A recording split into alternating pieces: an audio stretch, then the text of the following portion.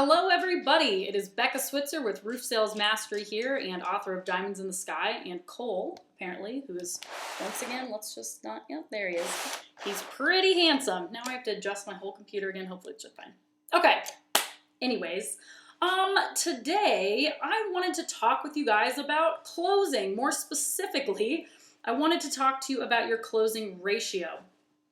Guys, when we're talking about doing a sales presentation to get a contingency signed for an insurance claim, you guys all understand, or you should understand at this point, that there is literally no reason why somebody would not sign, theoretically, right?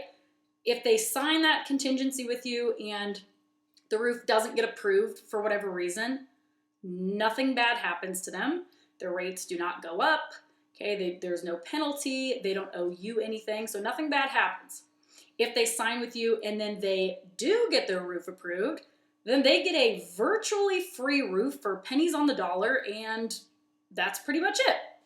So, theoretically speaking here, follow me, shouldn't the closing ratio in our industry be like damn near 100%? Like everybody should sign, there's literally no reason why they shouldn't. Yes. That being said, unfortunately, the facts are in our industry, the average closing ratio is like 20%. That means if the average salesperson sits down in front of 10 customers this week and tries to get them to sign, they're maybe walking away with 2 contracts or contingencies, agreements, whatever. That's horrible. So why is that gap existing? If you and I both understand that for a customer, there is literally everything to gain and nothing to lose, it's better safe than sorry, right? There's no reason somebody shouldn't sign. Then why is there such a huge gap between 100% closing and 0%?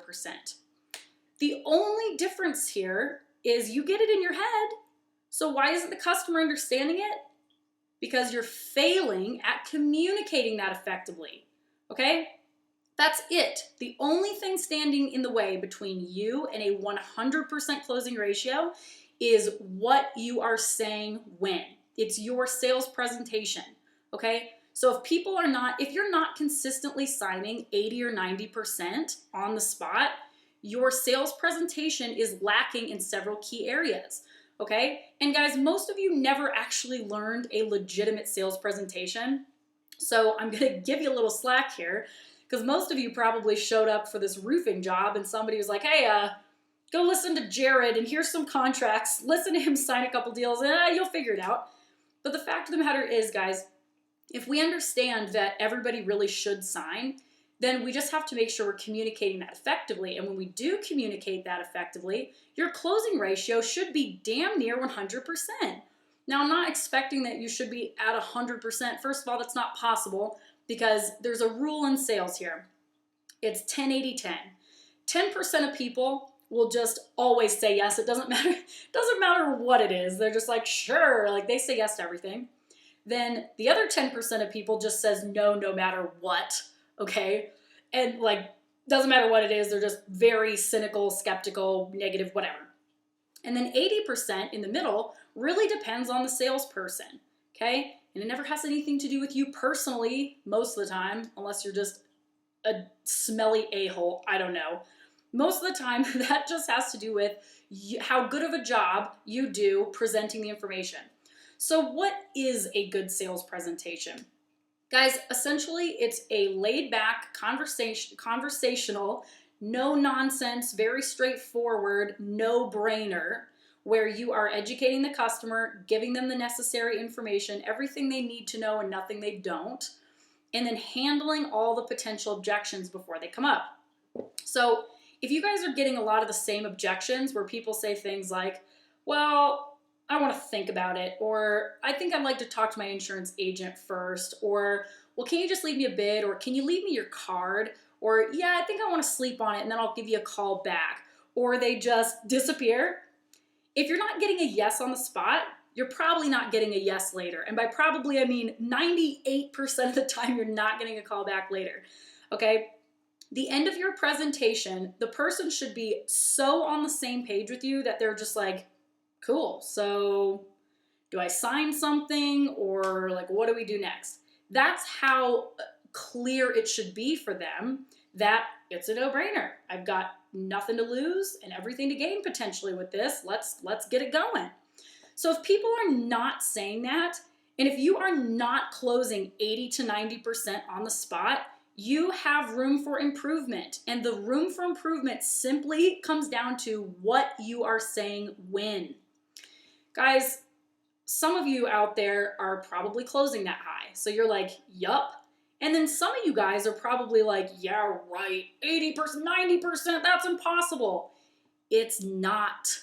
I can barely remember, I can probably count on one hand over the course of a year. I used to sell over $1 million a year, and I can count on one hand like the people that didn't sign.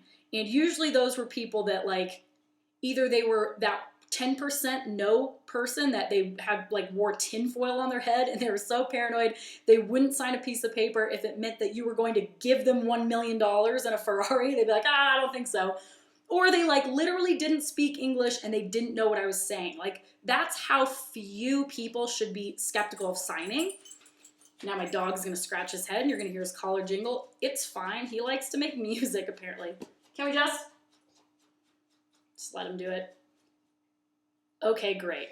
All right, so what I'm getting at here is the closing presentation does not have to be hard. It doesn't have to be long. It doesn't have to be hard pressure sales. It's simply a conversation.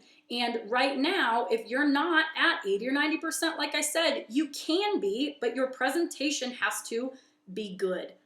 So shameless sales plug here, you guys. I give you my word for word sales presentation script and the video so you can hear like what it sounds like and when I take pauses and stuff like that in my advanced sales training program. It's also part of the new hires training. Obviously, if you're training brand new people, like give them the presentation script that works, okay? And the fact of the matter is, unless you're some weird, super shady guy, if you're using my sales presentation, there is no reason you shouldn't be closing 80 or 90% like I'm talking about here. Those numbers are achievable, you guys. Do yourself the favor and invest in your training. If you've never had legitimate sales training and you're literally just out there playing the numbers game and killing yourself, like working, and you're doing 10 appointments to just get 1, 2, or 3 deals, that's crazy. Let me help you, okay? So anyways, that's it. In this business, the fact of the matter is you're already out there putting in the time or energy. Get better results for your time or energy by making sure you're using things that work. So that's what I wanted to chat about with you today.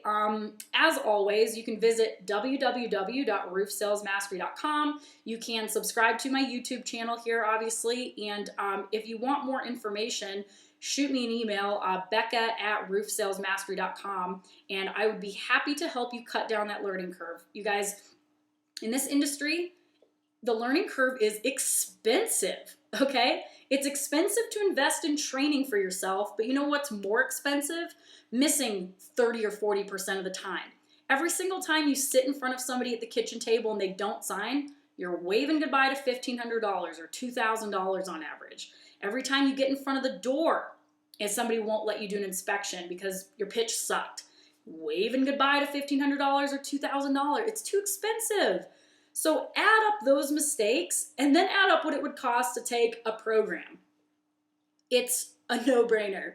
So anyhow, that's pretty much it for today, or for now anyways. Maybe I'll make more videos. I don't know. I am wearing this really fancy shirt. By the way, in case you're curious, everything I know I learned on the street. I'm stupid. I'm 5 years old. All right. Well, guys, pleasure chatting with you. I will look forward to catching you guys on the Facebook page or shoot me an email or whatever. Have a wonderful day, and I will see you later. Adios.